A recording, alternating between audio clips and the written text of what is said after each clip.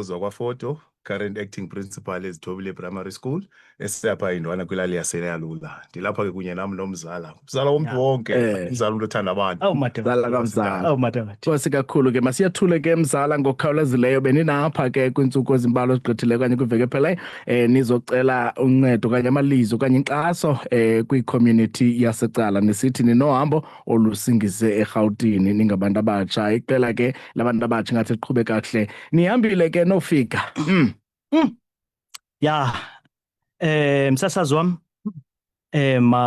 mandibulele kuqala kakhulu manje njengoba besike sazama ukucela ke inkxaso ke cha ke izinto zizingambi kakuhle kodwa ke icofa imvaba noko shem ike ukhona umuntu wakwavela usisi waphana oke wavela noko wathi hayi noko man okwe-drink nje mzala kha ukuthenge i-drink so ndimbulela kakhulu lo sisi wasecofa imvaba ya so sizawusebenzisana kakhulu mzala wami sihambile nomfundisi wami Yes.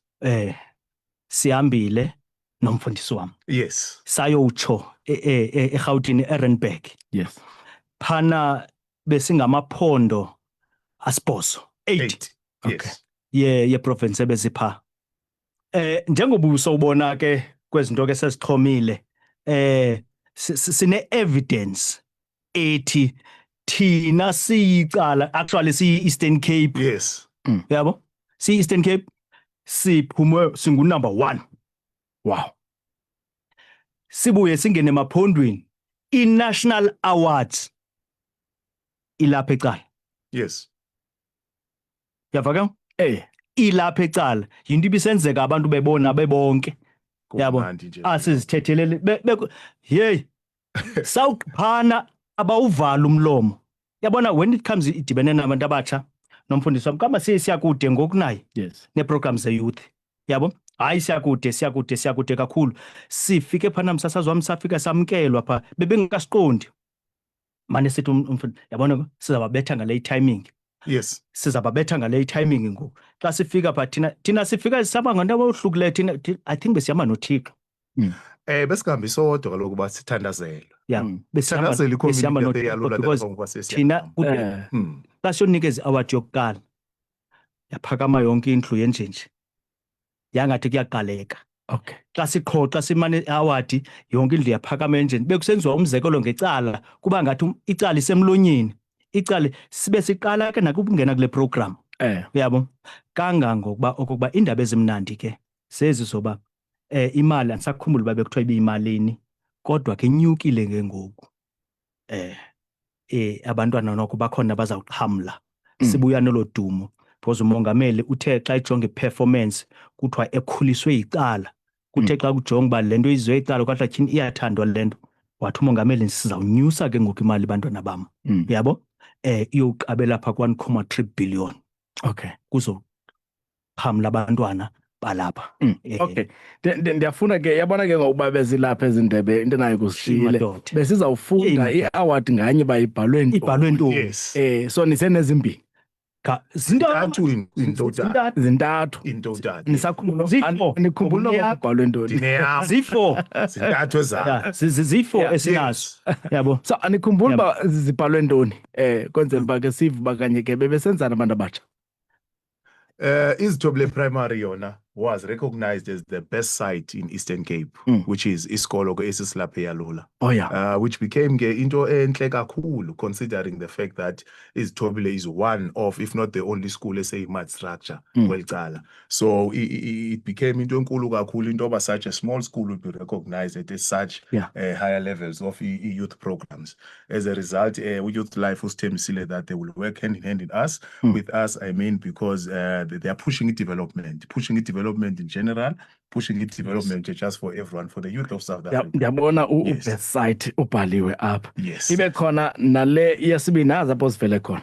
Ibe khona ethi special award for national. Iya ku Melikhaya Boya. Mr. Melikhaya Boya. Okay. Yesibini le. Ibe khona umzala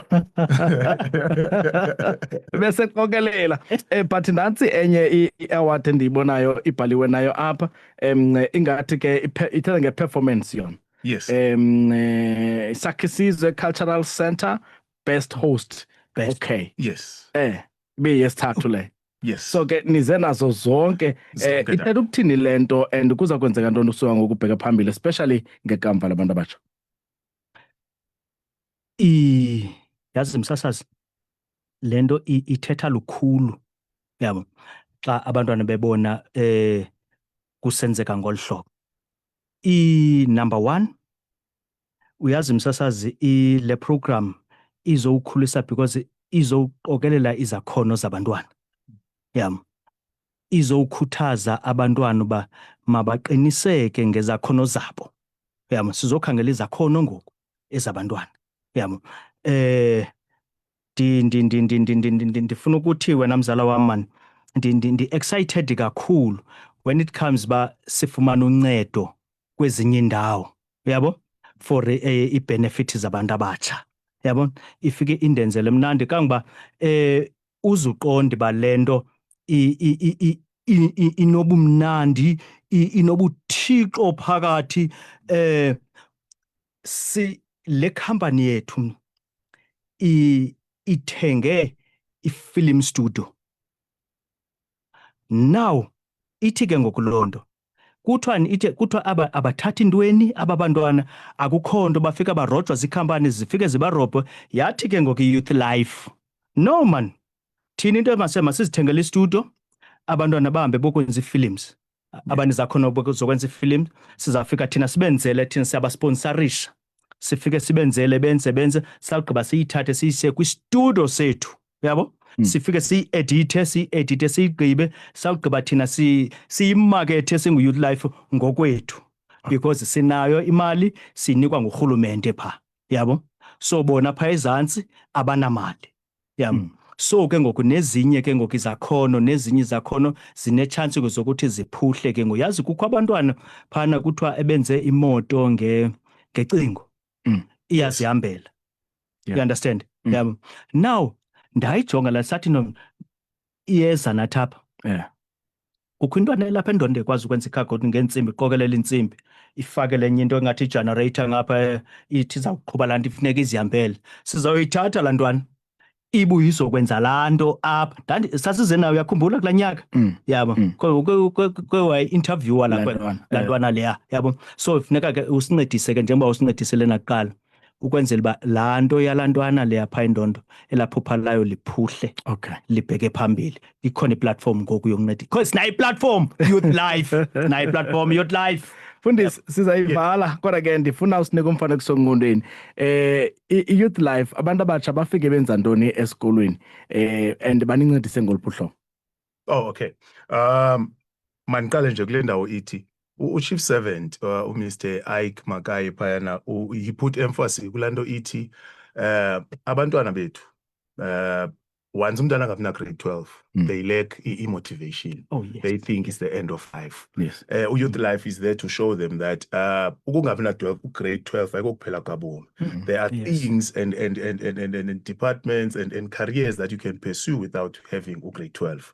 That is the message that they were sending out there because now abantwana abangafikanga kwa-10 they usually end up ezitratweni be-involve kuzo zonke into zingekho ndawo kodwa ke tata ukuphendula umbuzo wakho izithobile we're an understaffed school, if I can put it that way. As a result, we manage as our grades singabantu abayi 4. So now Youth Life came and gave us abantu abayi 15. Ababantu abayi 15 pakubo there were a few that were interested in helping with academic matters to say that Mr. Foto ubisi ngoku kule class le class ayina tishala. Khawundinike imisebenzi ubunoyenza abantwana. Banike imisebenzi, I'll monitor them bangangquli. Banike imisebenzi, will monitor them kwi-homeworks and all that stuff. Akudlalwa niyatya abantwana xa bedlala isikolo sethu asibiyanga mos bayibana nechance yophuma siyekeni sawugada aba bantwana sapeyinta isikolo sabiyelwa isikolo kusetyenziswa le drat ibolileyo sinayo uanele to name umuntu nje oyi-1 weza nomtshini watsala isikolo satsho savaleka. They were very helpful tata. Isikolo xa kuphuma isikolo bayasiklinela isikolo xa kungena isikolo ngabokuqala ufika bayavula taking care of isikolo. Youth Life was very helpful as Thobile tata, just to sum it up. Alright. Mzala, khashiye inkcukacha okanye i-numbers for umuntu ongumuntu omtsha onesakhono mhlambi udinga uncedo for uba ke abheke phambili okanye ufuna ke unikwa ithuba neqonga njengoba uthi ke kukho ne-studio ke azobonisa isakhono sakhe. Bakufumana njani mzala? Okay mzala. Uxolo nje umzuzwana nje ube mnye nje mzala mani. Bendirhalela ndimenshine lo sisebeke wandincedisa. Ngusisi Noncedo Ndlwana waseCofimvaba. Okay. Yabo. Ibuye ibe ngusisi Phamla ngwalapha ecala kodwa ke usebenzele Lady Free sizawukhawunta ba ayingwalapha ecala kwase Lady Free. Right. Ya ikhona into asincedise ngazo nazo singu Youth Life ezibangela bazasibeka kwinqonqo eliphezulu because usenzele iskipa lasisi yabona wenzela yonke inantsika i-leadership ne CEO zethu sika Youth Life yabo ebonisa ukuthi uya appreciate le program.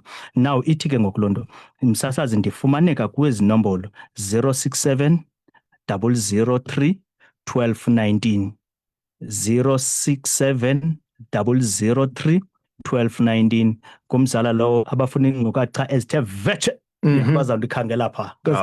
Yeah. Nawe mfundisi siyawugqibela ungasele usenza ke umbulelo on behalf of Izithobile. Izithobile Tata does not take this opportunity very lightly. It does not take elinyathelo lithathwe nguMr Boya nefoundation yakhe yokuba sisele uYouth Life kuthi very lightly because isenze loo nto leyo uba masikwazi uba sithathe esi sikolo sincinci saziwe kumanqwanqwa aphezulu saziwe nationally. Now we have principals from all over the country who are interested to come to this small school that has got so much potential.